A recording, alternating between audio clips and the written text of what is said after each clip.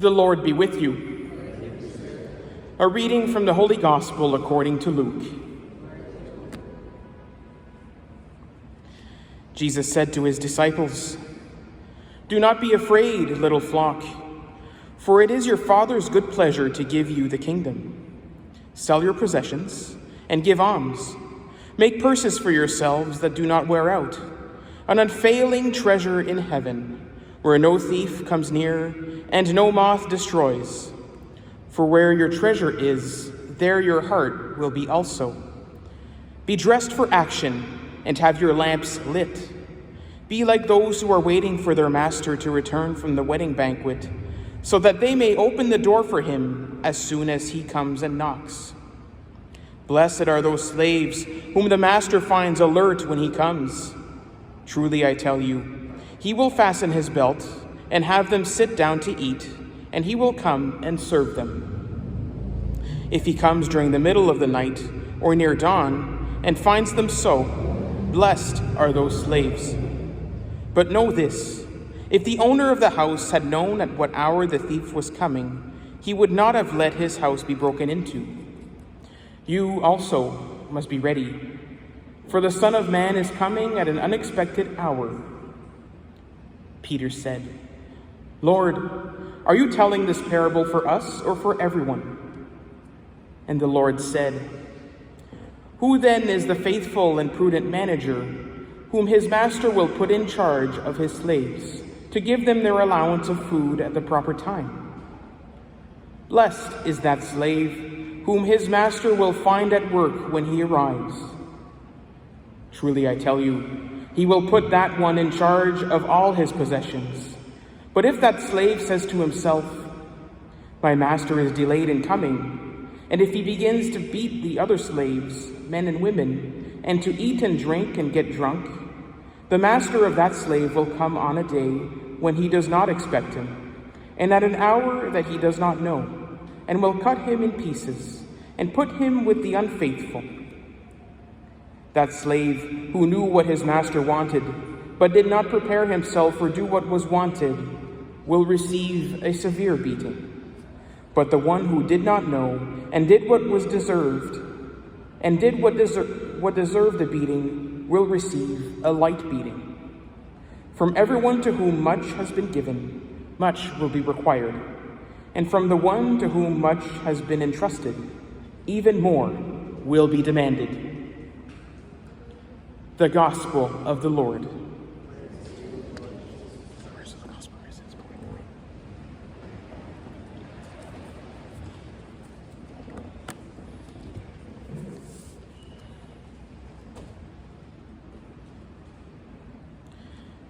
Be like those who are waiting for their master to return from the wedding banquet.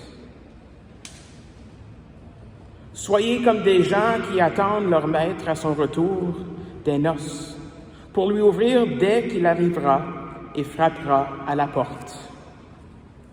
La semaine dernière, j'ai eu, avec l'approbation de mon patron, notre recteur, de prendre un peu de temps pour visiter ma sœur et sa famille. Il visitait des États-Unis. Et quand je suis arrivé où il restait, ce sont les enfants qui m'ont accueilli, avec grande anticipation, prêts à m'ouvrir la porte et à se lancer dans mes bras. Et la première question qu'ils m'ont posée, Kevin, est-ce que tu nous as amené une surprise? Ils s'attendaient à recevoir quelque chose. Ils sursautaient de joie car j'étais là. Et cette disposition-là, d'anticipation que le Maître va nous donner quelque chose, c'est ça l'essentiel de l'Évangile d'aujourd'hui. In today's Gospel, Jesus tells his disciples very affectionately, "Do not be afraid, little flock, for it is your Father's good pleasure to give you the kingdom.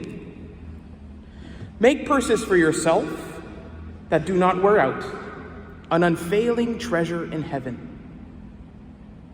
Our Father in heaven is like an unfailing treasure who never tires to give us the treasure of himself. I like the translation in French for unfailing treasure. En français, on dit un trésor inépuisable. Unfailing treasure means an inexhaustible treasure. And in order to keep being open to receive that treasure, we have to have faith that God is constantly giving to us the treasure of himself. C'est la foi qui nous ouvre à recevoir ce trésor inépuisable. Et la foi, c'est l'objet de la seconde lecture aujourd'hui de la lettre aux Hébreux. Et là, nous recevons une belle définition de la foi. La foi est une façon de posséder ce qu'on l'espère, un moyen de connaître des réalités qu'on ne voit pas. La tentation aujourd'hui dans notre monde, avec ces multitudes de découvertes scientifiques et ces avancements technologiques, c'est de mettre l'emphase sur ce que l'on voit comme la seule vérité. Et ça met une tension entre les vérités de la science, disons la biologie, la chimie, que j'aime beaucoup d'ailleurs, la physique, une tension avec ça et les vérités de la foi. Beaucoup de gens, peut-être dans nos familles ou parmi nos amis, sont tentés vers ce qu'on appelle l'agnosticisme avec leur foi. Ils se disent, je ne peux pas vérifier les réalités de Dieu, donc, je ne sais pas. Ou vers le matérialisme. Et eux, ils admettent, si je ne le vois pas avec mes yeux, c'est que ce n'est pas vrai. There's a tension today between the truths and the advancements in science and the truths of faith. The thought is that things that were once objects of faith, like theories about the solar system and the origins of human species, have been kind of explained away by science. Even some people have tried to explain away some of the miracles we read in the Bible with logical explanations. Some scientists have even tried to explain the phenomenon of love as like a chemical process. And many think that today, given enough time, given enough technological advancements and savviness, the truths of science will be able to replace the truths of faith. And this, of course, is wrong. Why? Because God in the universe He created is this unfailing treasure, this is inexhaustible treasure. We need faith to keep discovering and tasting more and more of that treasure. We will never get to the depths of who God is. We will never be able to say that we know everything about the universe and about the realities of God with our very limited human minds. But it's only by God's providence that we can know certain things from God. And this, for us, is unfailing treasure. On ne peut pas tout savoir de Dieu. Il est un trésor inépuisable. Mais grâce à la foi, nous pouvons goûter ce trésor inépuisable. Cette expression, grâce à la foi, on l'entend plusieurs fois dans la deuxième lecture que nous avons lue en anglais.